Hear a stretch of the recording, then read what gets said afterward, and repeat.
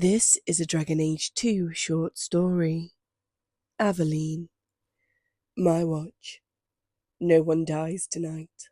The thought was clear, repeating to the rhythm of her stride.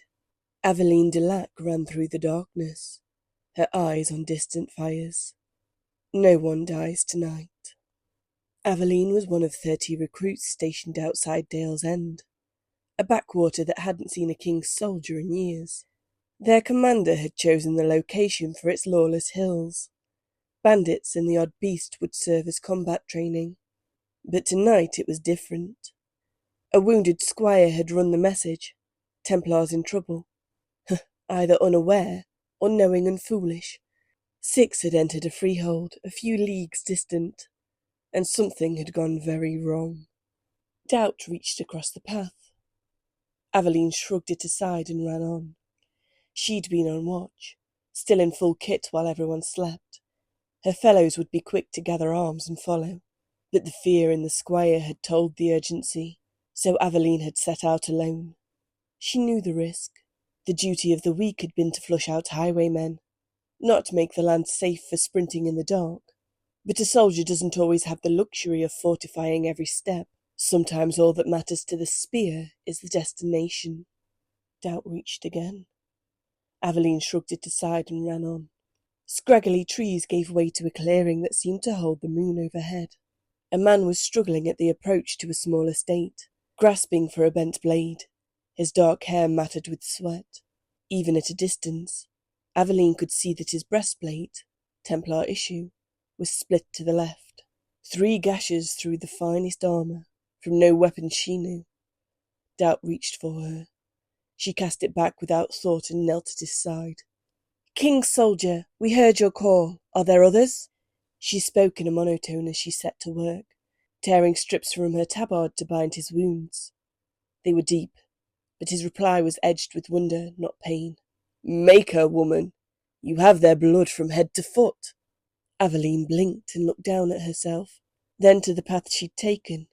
Black ichor trailed down from the hesitations of her run, the doubts she had barely acknowledged.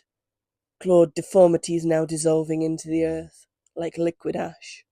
She had denied them. Her strikes unconscious, automatic. She felt a chill at their strangeness, but pushed it from her mind. "We need to get you out of here," she said, lifting the Templar to his feet. But once righted, he turned to the manor. A sickly yellow glow outlined the door. "No," he said, steadying. He braced his blade against the ground and forced it straight with his foot. "If it fully manifests in this realm, we'll never cage it."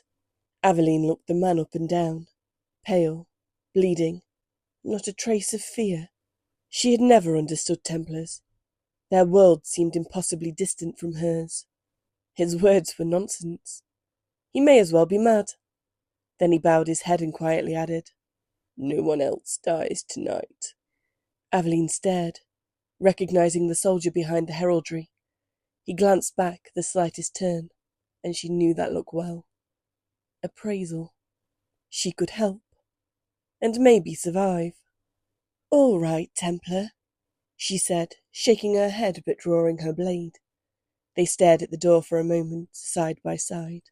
The light behind it pulsed to a vile heartbeat. "Don't believe anything it says," he warned. "I won't," she said plainly.